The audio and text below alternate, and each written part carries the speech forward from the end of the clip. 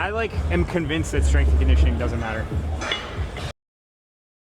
This is Alex Sterner. He is a strength conditioning coach for martial arts and Jiu-Jitsu, Blackbelt Jiu-Jitsu. Yep. What else am I missing? That's about it. Yeah. It's the important stuff. Today we're gonna do what I like to do with my Jiu-Jitsu athletes in the past. And the point of this workout is to get the most bang for your buck as if you're an athlete who's very fatigued from training. And that is the #1 thing that I noticed with Jiu-Jitsu athletes and MMA athletes was that they're just fucking tired, bro. And they like it. Yeah, but I still want them to give serious effort in the gym, in the weight room. Mm-hmm. So I have to create these movements to make that happen. Right. And this movement that we're doing right now, the hang power clean, which is done in a particular way, the way that I do it, is one of those movements that is a staple for me when I'm working with people who are very generally fatigued. I actually encourage people to use straps. I know it sounds crazy, but instead of a hang power clean where we're gonna keep the fundamentals of a power clean where you kind of come up and you hit your quads, we're actually gonna treat it like a kettlebell swing, a shrug, and a clean all in one. So you're gonna be here, pull straight from the top of the knee. And you can kind of chain them together. So don't drive the hips through. That's the thing, the biggest misconception with Olympic weightlifting is that it's about hip displacement, horizontal displacement. It's not, it's hip vertical displacement. Mm-hmm. So the opening and closing of the hips to locking out like this is not as important as everyone thinks it is. Okay. It's just oh, the whole point is triple extension, right? Uh-huh. The whole point of Olympic lifting is this ultimate kinetic chain movement. Force from the ground into this barbell in the most powerful possible way. Mm-hmm.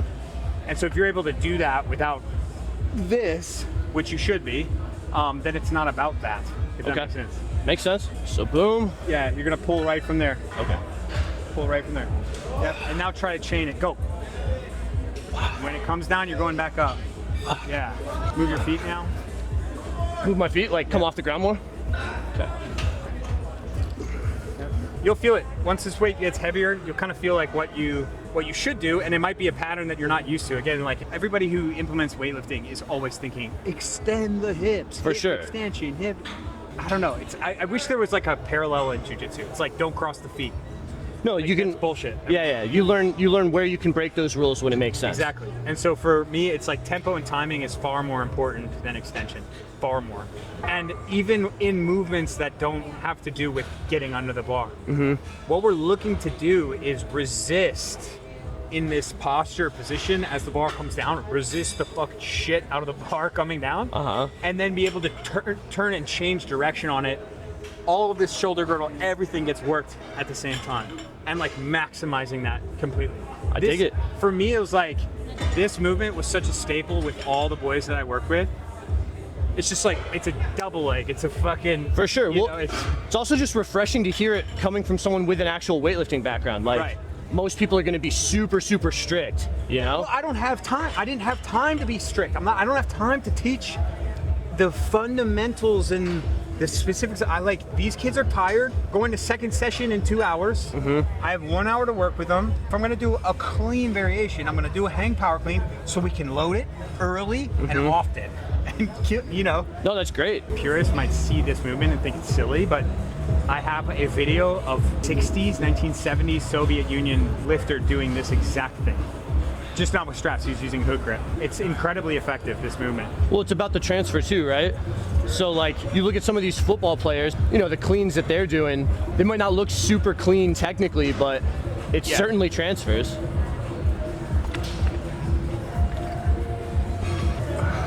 Hips back when you bring them down, yeah. 3, 4, 5, good.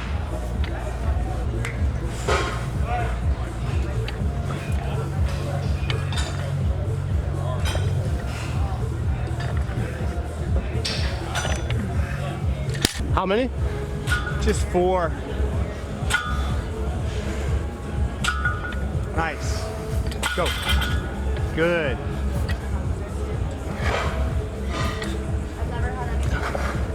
Last one. Fuck yeah, dude. See how like technically easy it is? For sure. But at the same time, it's just total bang for your buck. Dude, I'm like 10 years out of doing any Olympic lifting. Yeah. Yeah. It's what's so frustrating with me when I like explain Olympic lifting. I had so many people DM me because I posted a video on Instagram the other day being like, it's simple. I had so many people, it's not simple, it's really difficult. I'm like, no, this is what I aim to get. There might be a little bit more with like a full clean or a power clean from the floor, maybe. But again, we're limited by time. We're limited by effort that these guys can give because they're training so hard in other directions. For sure. But this movement is so simple, but it is so fucking effective. I will never let it go. So when people come on and they just spout bullshit like, there's no need to ever Olympic lift, I'm like, really? I mean, if I want triple extension, I can just have people put on a weighted vest and jump. It's not even close to what you're feeling. Right. So this is like, for sure. this is my whole thing when I was coaching jiu-jitsu guys too. It's also kind of, it's like that bell curve meme. You know what I mean? Like at first you're talking about keeping it simple, then in the middle of that bell curve, you're trying to like fine tune every single detail. Right. Yeah. You know, and then you find your way back to just keep it simple. Yeah, exactly.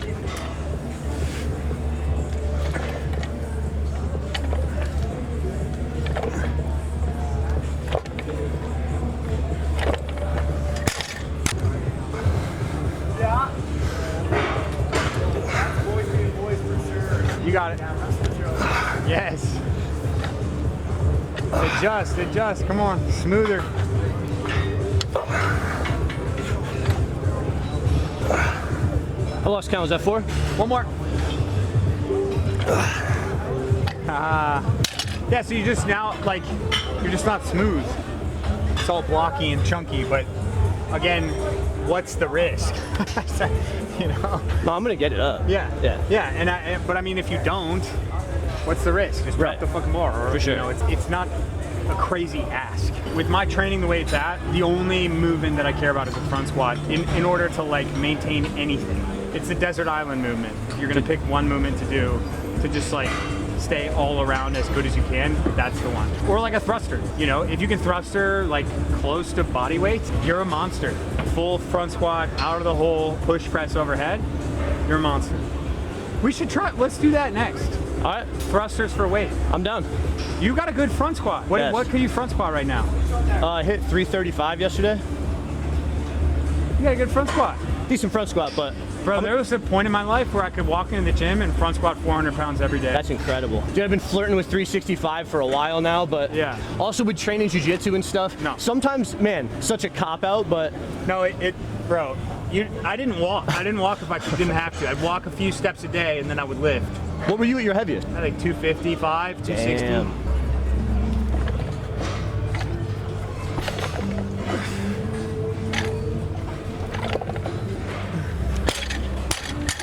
Just 3. Yeah, so now it's like a matter of like feeling. You have to work harder than you think you do.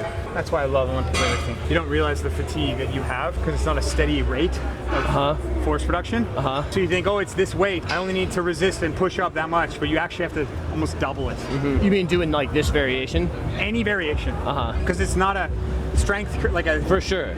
You got to get it moving. When you're squatting, you can feel how heavy it is, and you can pretty much approximate how hard you need to push, even on your second and third rep. This is the ultimate thing about weightlifting. You might do 1 rep and feel great, and then you go, okay, I just need to put that same effort in for the second rep, but you're actually wrong. Your body can't like assess fatigue when it's working with power. Especially with each additional rep. Yes, yeah. But it can when you're squatting. It can when you're deadlifting. I mean, even as a coach, you see someone slow down a little bit, and you know, like, okay, they got 3 reps left max, you know? This one's just effort. Yep. Nice, very good. 2. Oof. Shaky on that one. So I think your big one is just like learning how to jump. And just like trusting it coming back up.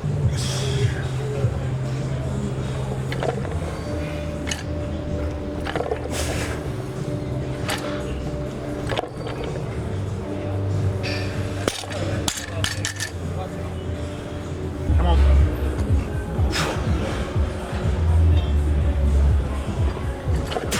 Good.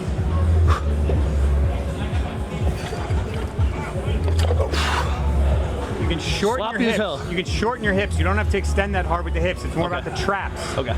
Do more with your traps and hands. Go ahead, come on. Yeah. That's good though. I feel like my hips are you're where I want to be. You're uncoordinated with it. For sure. It's fine. We'll do singles now. All right.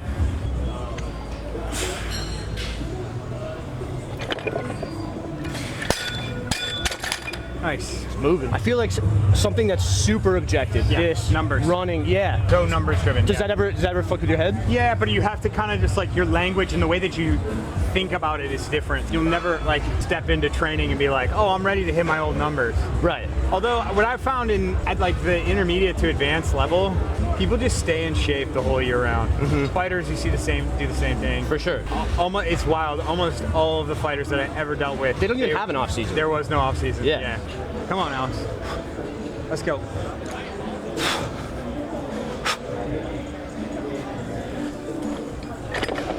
Boy, good. Got there. Something you can do, you can turn your hands in this way. Okay. Underneath you, like roll them underneath, but like think you're doing more, you gotta do more with the hands and the traps. I know that's wild, because like it's developed from the legs. Right. But you have to think like we're at pretty much extension. They can't do that much anyways. Yeah. So you're just kind of like here. I think that's the real beauty of this movement, is that it's actually not a hips and legs driven movement.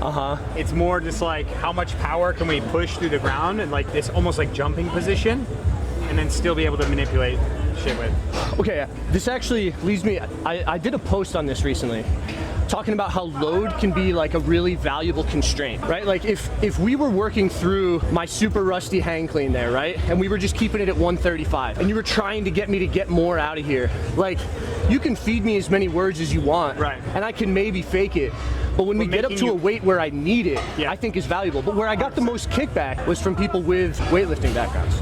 But they were like, man, that is just not the case with something like weightlifting. And I'm like, I don't know, man. Well, who have you coached? What's your total? I took this one chick from, I think she had a 190 total, which is really good, to a 214. Holy shit. And then she won the Arnold. And that was like the greatest accomplishment of my coaching. More than a 10% jump is, And that was so difficult because it wasn't this linear, oh, fix this, it was like we had to get psychological. We had to navigate this individual's life and lifestyle to get that. Like your suggestion that, the load as the constraint, you'll feel that you're gonna miss it unless you do it the correct way. Somebody might not have been able to work through that individually, so they're just gonna come at you and be like, that's not how it's done or whatever. It's like, fuck off. You don't know like the totality of weightlifting and who's involved and what people have done. Like an anecdote like that is great. For sure, and it works. I feel like it's even more relevant with anything that involves momentum. Something like a kettlebell swing. Yeah. You see the classically underloaded kettlebell swing where they can do whatever they want, but once you load it up, they have to use their hips.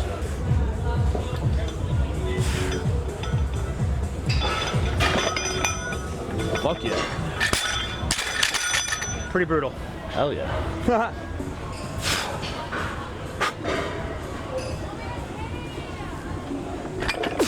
Nice. Tried to get the arms a little more involved. Yeah. Dude, you should do this once a week. I'm down. I think your traps are gonna be smoked tomorrow. Just watch.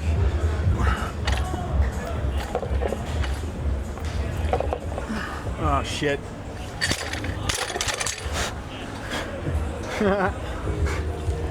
That's all right. You get some of that Joel Seedman offloading, you know? Oh yeah, the chaos loading. Fucking love that guy. I think it's great how he even like comments on your stuff from time to time. Yeah, he's like the forerunner for like why none of this matters. I am convinced that strength and conditioning doesn't matter. At the highest level, it's kind of wild, like that shit you see with LeBron.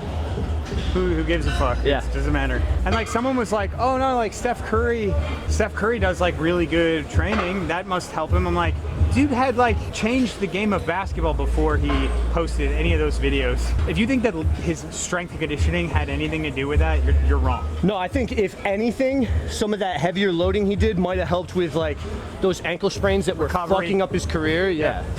Recovery, all that stuff. Just allowing him to be the guy that he is, not making him something that he's not, you know? Durability, resilience, all that stuff. Sure. But like seeing LeBron in Vibrams. Oh, yeah. Going like this. Like, I'm just like, okay, who cares? And then flexing after. Should we do some LeBrons? Dude, honestly, Okay, Alex, if you want to get better at dunking, just generally better at basketball, we're gonna do this movement. It's tried and true, and it really works well. Okay, what we're gonna do is we're gonna get up to this bar and we're gonna stand pretty wide. Let's just say sumo stance. Point your toes out. Yeah. And now here's the thing. You think we're gonna grab normally, Right. No, you're wrong. We're gonna grab as wide as we can. Good. Now here's where you're already wrong again. The only thing that matters, even wider if you could, the only thing that matters is to arch your back as much as humanly possible. Good. Now Here? now stand up with it. All the way, there we go.